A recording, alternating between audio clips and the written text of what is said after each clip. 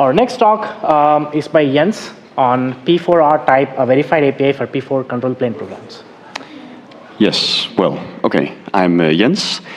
And if you're not already tired of the software-defined network talks, don't worry, here's some more. So, yes, I'm going to talk about this API that we've been developing. But first, I'll have to give an introduction to these software-defined networks. So, software-defined networks is a new type of network architecture that's emerged within the last decade or so. And essentially what they are is that they provide the user with more options for programming network devices. So network devices as in routers and switches.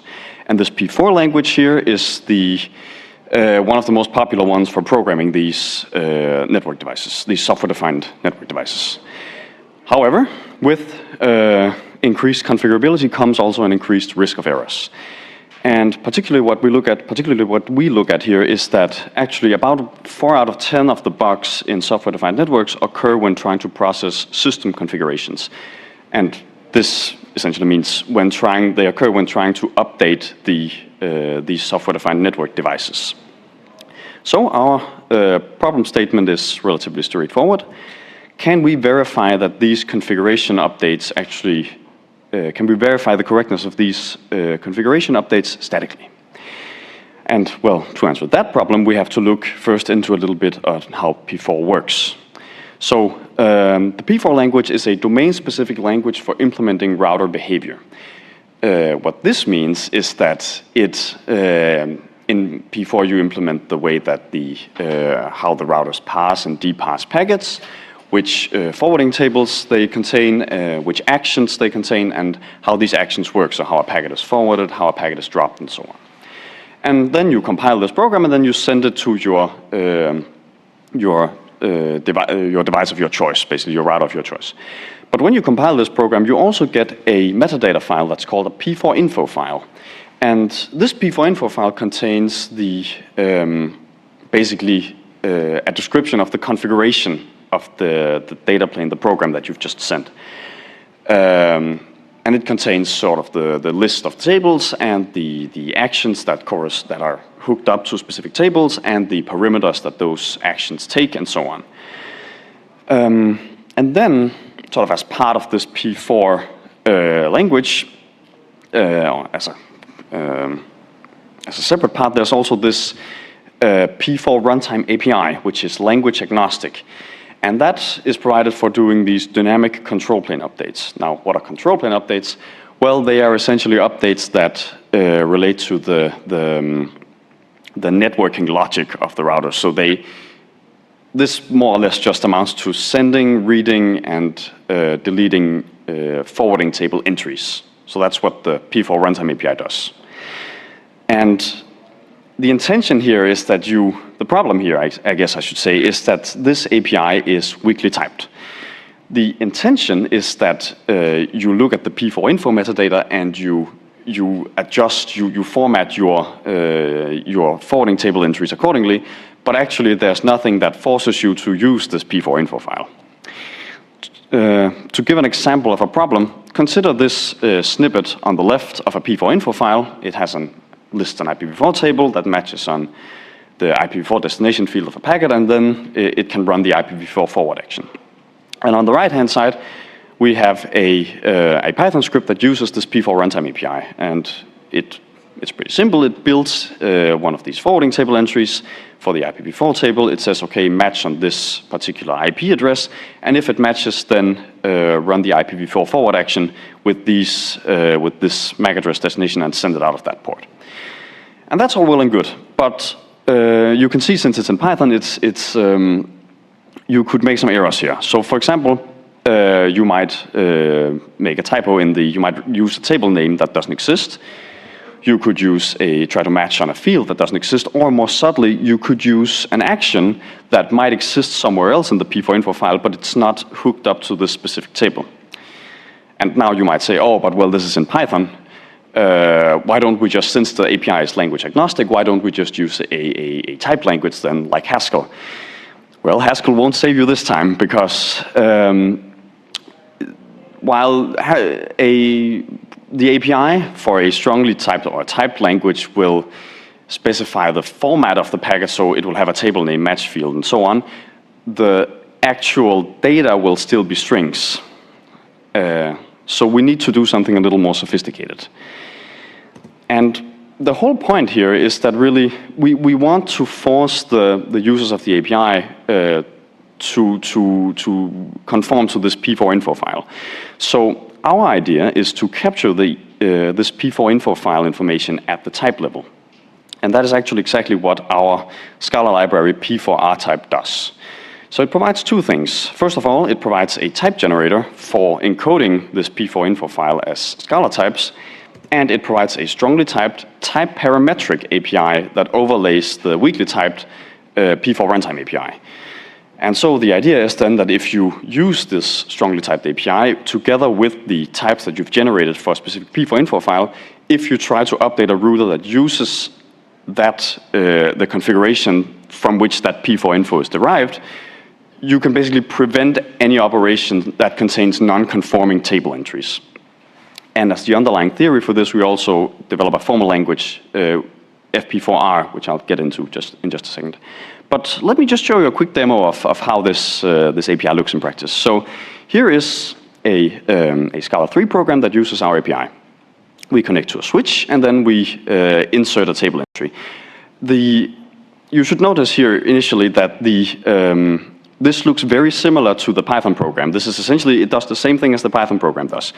But there's no sort of, there's basically nothing in this program that's not already in the Python program. We don't need to do any sort of type annotations or anything else, it just works. But if I try to do one of the errors from before, so for example, if I write IPv6 forward here, then, yes, an error will occur.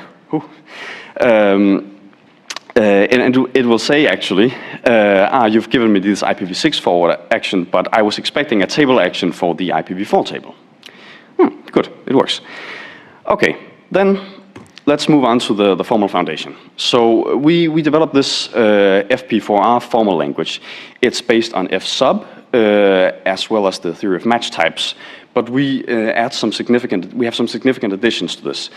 So first we add concurrency and communication primitives in the style of process calculi. Instead of the nominal subtyping from the match types paper, we add structural subtyping, and that's because we need to be able to reason about the data, specifically the forwarding table entries. So we need records instead of classes, and we add these singleton types, and we also add, we adapt from the match types paper, we adapt these match types, but we omit the option of having default cases in the match types. So just to show a quick snippet of the term syntax. There's nothing here that's super weird. We have values, variables, records, match terms, match expressions, function applications, and then we have this op here, which is the communication primitives. So this op is just basically what overlays the weakly typed API, and you can connect to a server, and then you can read, insert, modify, or delete table entries as you wish. As for the type syntax, again, most of this is something that you've seen before, but there are some changes. We have typed server addresses and typed channels for communication. We have these match types, but without the default case, and we have these singleton types. So here's an example of a match type, or I guess it's a type abstraction that contains a match type. But this is actually how, the P4 info file, this is how the constraint provided by the P4 info file is expressed as a type. And the way this works in practice is that so this is a type abstraction, we apply it to this singleton type IPv4 table, the singleton string IPv4 table. Now the type doesn't reduce, but it is subtyping equivalent to, so first of all, beta reduction by just replacing this type variable table with the singleton type IPv4 table, but then that is also subtyping equivalent to the continuation type of the specific case that the the IPv4 table singleton type matches on. So in this case, it's the union type. It's the union of the two singleton types, IPv4 forward and drop. Good. Now, that's the syntax. As for the semantics, so we provide both a server semantics and a client semantics. The server semantics have this predicate in them that says that if we try to insert a forwarding table entry V, then it must conform to the server configuration C. And so obviously you can see here that if the table entry that we're trying to insert doesn't conform, well, then the server semantics get stuck. But actually there's, on the client side of the semantics, there's nothing in the client semantics that prevents it from trying to send an ill-formed, essentially, forwarding table entry. But this is where our typing discipline comes in. So our typing rule says that if we're trying to insert this forwarding table entry, well, that actually has to type using the same types that are used in the communication channel. And together with this, we also have this conformance property, which says that a table entry conforms to the server configuration C if and only if that table entry can also be typed using the encoded the match type constraints that are encoded from the server configuration. So basically the typing rules and this conformance property allows us to get, well, type soundness. So these are the theorems and the lemmas that we show. There's nothing super strange here. You've seen progress and preservation many times, I imagine. The main thing, I guess, here that's strange is that, or different, is that we show type soundness not just for a single client, but actually for all clients in what we call well-typed networks. So if a network is well-typed, then all clients in it will fully reduce into values, can be fully reduced into values. Right. So actually that was pretty much our contribution so far. In terms of related work, there is no previous work that addresses verification of the P4 control plane.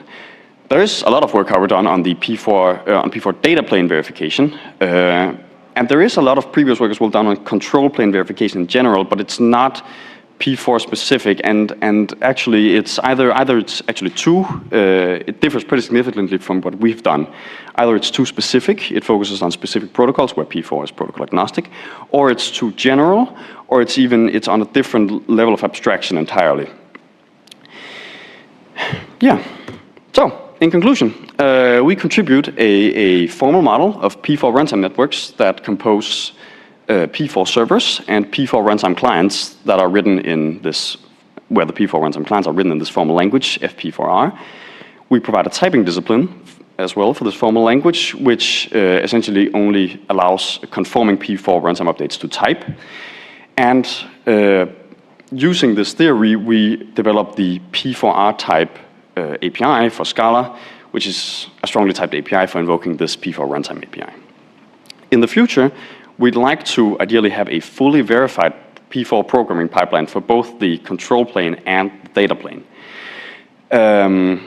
And we're actually looking into extending currently P4R with behavioral types, which would then allow us to show not only these, basic properties of conforming to the P4 info file, but actually show that P4R programs have some or preserve some property in the network. Thank you very much.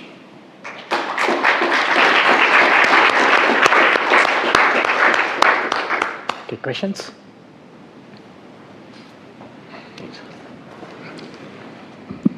Thanks for the talk. This is cool stuff. Thanks. I'm not sure, you probably know this history, but others don't. So the first P4 API, control plane API, was actually typed. And P4 runtime was introduced by Google and some other companies because the typed API was sort of too coupled to the rest of the control plane stack. So concretely, they'd have to sort of recompile, many, many lines of code every time something in the P4 model changed. And so they moved to this untyped API so that they could sort of keep the same protocol speakers on either end and then change things higher up the stack. So I'm curious if you have thought about situations where there might be transitions between control plane apps or control planes, and where there might be a period where you can't sort of turn off the whole network and upgrade everything. So you've got some data planes running this P4 program, some other data planes maybe running a different one, some control plane apps running one application and some the other. And so you have this mixture, and you still want to know somehow that all the API interactions are well typed and maybe also some behavioral properties. Yes. I mean, yeah, the thing is, so I guess, does this relate to, I mean, so obviously you can, if you change the configuration of a P4 enabled device on the fly, the types would also change. Is that what you're? Yeah. So I think in practice, one needs to handle situations where there's multiple versions, right? And most protocol APIs support versioning or other ways of dealing with this, but yeah. So that's sort of like currently it's a limitation, right? So you'll notice that there's no primitive or operation that changes that allows for changing a configuration, right? And it's something that we will have to eventually handle. Yeah. It'd be really cool to extend the typed approach to do that. Oh, thanks. Well, to answer the previous question, that sounds like a gradual typing problem. I'm curious about behavioral types. Can you say what's next?